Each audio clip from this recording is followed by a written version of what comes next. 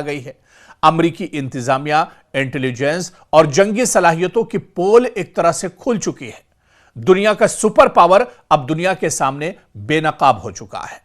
खुद इस जंग में अमेरिका के साथ साजिश हुई है। डोनाल्ड ट्रंप के रवैये का भी इस जंग में फायदा उठाया गया है।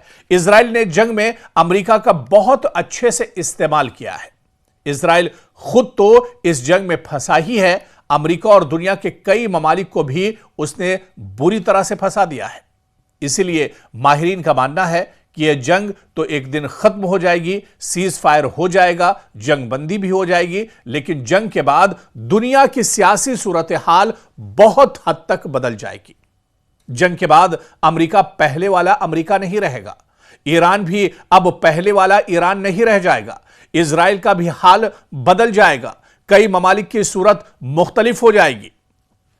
दरअसल अब ईरान का असर और रसूख बढ़ेगा। पूरे खित्ते में, पूरे रीजन में ईरान का असर और रसूख काफी बढ़ जाएगा। जितनी मजबूती के साथ ईरान यह जंग लड़ रहा है, पिछले 30 दिनों में जिस तरह से दुश्मन के दांत ईरान ने खट्टे कर दिए हैं, ऐसे में अगर यह जंग रुकती है, जंग का खात्मा होता है, जंगबंदी हो जाती है, तो खित्ते में ईरान एक नई ताकत बनकर एक तरह से उभरेगा। ईरान का सिर्फ असर और रसूख ही नहीं बढ़ेगा, बल्कि मशरिक़ वस्ता की एक नई ताकत बनकर ईरान उभरने वाला है। और जिस तरह से अमेरिका अपने आप को दुनिया की सुपर पावर कहलाता है, ऐसे ही मिडिल ईस्ट में मशरिक़ वस्ता का एक सुपर पावर होगा और उसका नाम होगा ईरान। जी हां, तो जंग तो जरूर थम जाएगी, लेकिन जंग के बाद कई राज दरअसल खुलने वाले हैं। किस तरह से डोनाल्ड ट्रंप इजराइल के बहकावे में एक तरह से आ गए हैं और उन्होंने पूरे अमेरिका को दरअसल मुश्किल में डाल दिया है। बल्कि यह कहा जाए कि सिर्फ अमेरिका को ही नहीं, पूरी दुनिया को डोनाल्ड ट्रंप ने एक तरह से मुश्किल में डाल दिया है। आज नेटो, इसी वजह से जो नेटो ममालिक हैं वो अमेरिका से या डोनाल्ड ट्रंप से नाराज हैं। आज मशरिक़ वस्ता के जितने ममालिक जो अमेरिका पर भरोसा करते थे, अमेरिका की सिक्योरिटी फोर्सेस पर जिन्हें भरोसा था, डोनाल्ड ट्रंप पर जिन्हें भरोसा था, आज वो सभी समझ चुके हैं कि वो अमेरिका जो खुद अपनी हिफाजत नहीं कर सकता है, वो मशरिक़ वस्ता के ममालिक की हिफाजत आखिर क्या करेगा। तो बहुत सी चीजें इस जंग के बाद निकलकर सामने आने वाली है। अब एक तरह से जो सूरत हाल है, सियासी जो सूरत हाल है पूरी दुनिया की, वो दरअसल इस जंग के बाद बहुत तेजी से बदलेगी।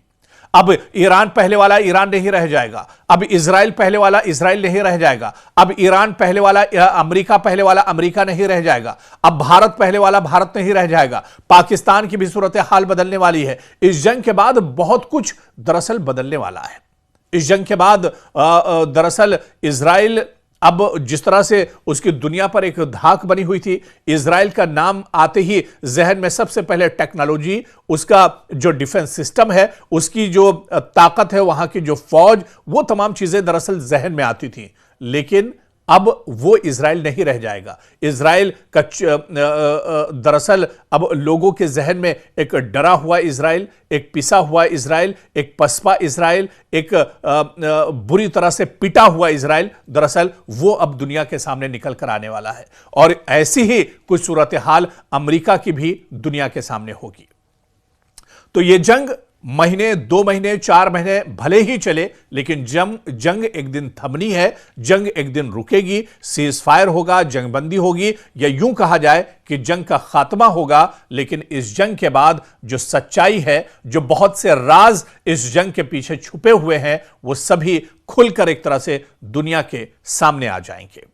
इजराइल अमेरिका ईरान की जंग में इस वक्त बहुत बड़ा मोड़ आया है। जी हां, जंग में पहली बार हूसियों की एंट्री हो गई है।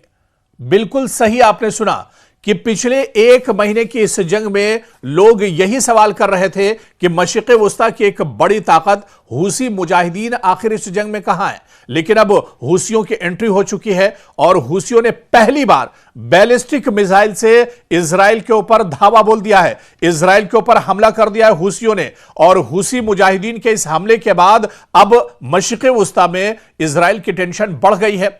डोनाल्ड ट्रंप भी अब काफी ज्यादा परेशान हो गए हैं, क्योंकि अभी तक ईरान से एक तरह से लड़ाई चल रही थी। अभी तक इस जंग में लबनान के हिजबुल्लाह के जो मुजाहिदीन मुजाहिदीन हैं वो एक तरह से इस जंग में कूदे हुए थे और इजराइल पर हमले हो रहे थे, लेकिन इस बीच यमन से भी अब जो हुसी मुजाहिदीन हैं उनकी भी एंट्री हो चुकी है और अब एक बड़ा हमला हुसी जो मुजाहिदीन हैं जिन्हें अंसारुल्लाह भी कहा जाता है, इन्होंने दरअसल ये हुसी यमन में एक ताकतवर मुसल्लह ग्रुप है जिसे ईरान का करीबी इत्तेहादी माना जाता है और लगातार ये पूरे मशरिक़ वुस्ता में जंग में एक्टिव रहे।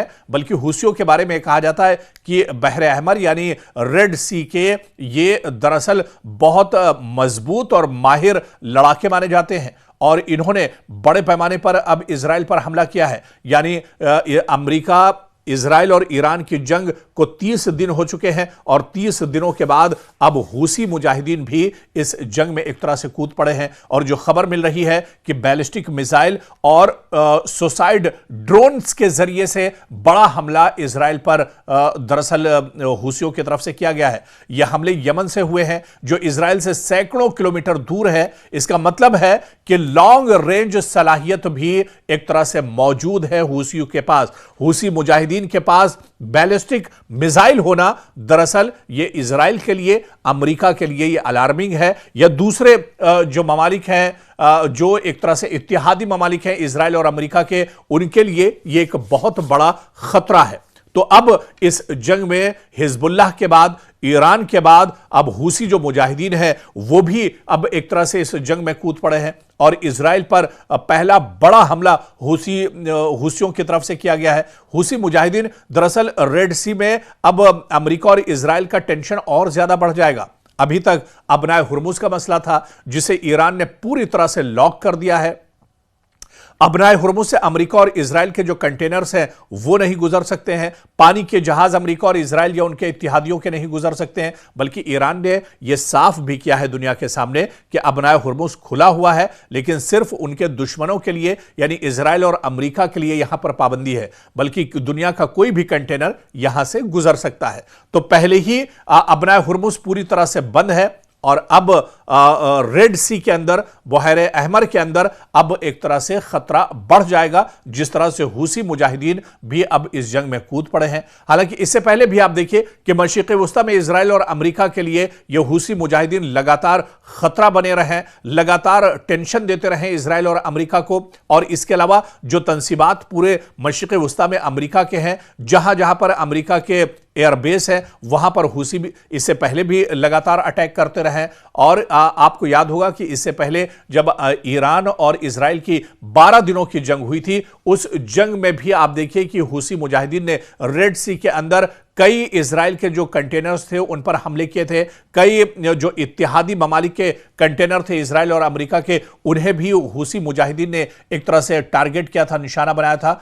तो अब हुसी भी इस जंग में पूरी मजबूती के साथ कूद पड़े हैं और इसी वजह से यह कहा जा रहा है कि यह जंग अब दरअसल और शदीद होती जा रही है। जंग का दायरा अब एक तरह से और बढ़ता जा रहा है। अब पूरी दुनिया की निगाहें इस जंग पर आकर एक तरह से टिक गई हैं।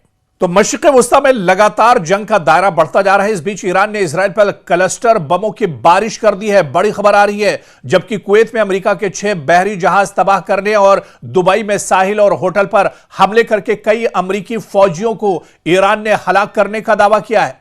रूसी मीडिया के मुताबिक, जी हां, रूसी मीडिया के मुताबिक ईरान की जानिब से तल अवीव में कसीरुल मंजिला इमारतों को निशाना बनाया जा रहा है। इजराइल ने ईरान की जानिब से क्लस्टर बमों से हमलों में कई लोगों के मारे जाने और कई लोगों के जख्मी होने की बाकायदा तस्दीक कर दी है।